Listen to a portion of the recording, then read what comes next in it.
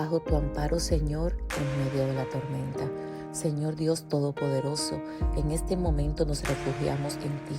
Mira con misericordia a tus hijos ante la tormenta de nieve que hoy nos rodea. Cubre nuestros hogares con tu protección. Guarda los caminos, los vehículos y a todos los que deban salir por necesidad.